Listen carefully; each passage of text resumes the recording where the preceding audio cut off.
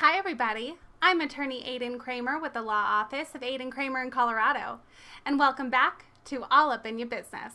Sometimes when you're operating a business, you come up with this fantastic business name that you just love and you're so committed to, and then a few weeks, a few years, whatever it is down the line, you decide to change your business name.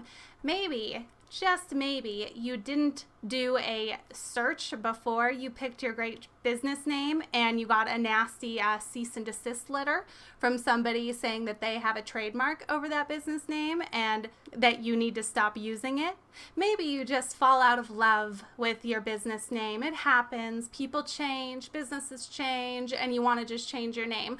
Whatever the case may be, there may come a time when you want to change your business name. So if that happens, how do you change your business name? Luckily for you, it's pretty easy to do. If your business is a sole proprietorship and you're just operating under a DBA or a trade name, you just file a statement with your Secretary of State to change the trade name that you're operating under.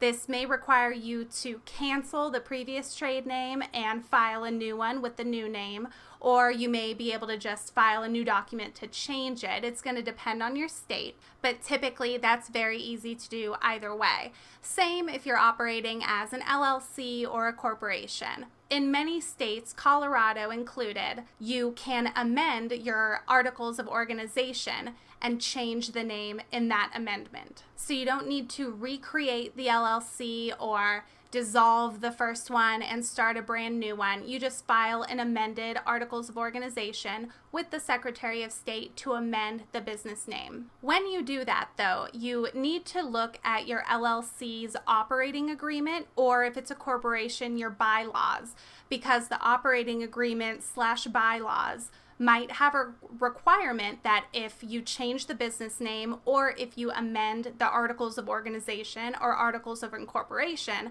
that doing so requires written consent from the members or the shareholders, the owners, whatever it is. So look at your operating agreement or bylaws and see what the requirements are to change the name and amend any documents with the state. So for example, if your operating agreement requires unanimous consent of the members, you want to make a document documenting the fact that the members, whether it be just you as a sole member LLC or multi-members, some documentation showing that there is unanimous consent to changing the business name or amending the articles of organization. If for some reason you don't have an operating agreement, you also need to check your state's statutes, because the statutes might require unanimous or majority consent of the owners to make changes like that. You'll also need to let the IRS know that your business's name has changed. In most cases, it's fine to just do this on your next tax returns. The tax form for corporations and S corporations gives you an option to let the IRS know that the name of the business has changed.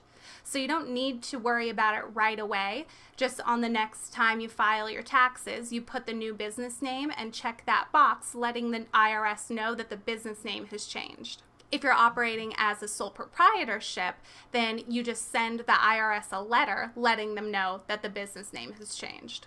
The IRS doesn't really care what your business name is. It doesn't affect your taxes at all, so they just want to know what the name is. They're not going to get mad at you, or you can't really do it wrong. Just let them know on your next tax return or in a letter that the business name has changed. And you don't need a new EIN if your business name changes. If that's the only thing changing is the business name or even the address of the business, if that's changing, you don't need a new EIN. Just let the IRS know of the changes and they'll adjust their records accordingly, so that same EIN that you've been operating under is now connected to the new business name. So that's it. There's really not much to changing your business name. Now, of course, if you were infringing on somebody's trademark and they get mad at you, there might be some more issues there. But even in those cases, if you show them that you've changed your business name, they'll let it go. But that's for a whole nother video. I'm not going to get into all that. If you're in Colorado and are looking to start a business, or you need to change your business's name, feel free to contact me. My contact info is right there. Be sure to subscribe to my channel so you don't miss any more episodes of All Up in Your Business, because that would just be awful. Awful, right? Thank you all so much for watching. I'm Aiden Kramer, and I'll see you next time.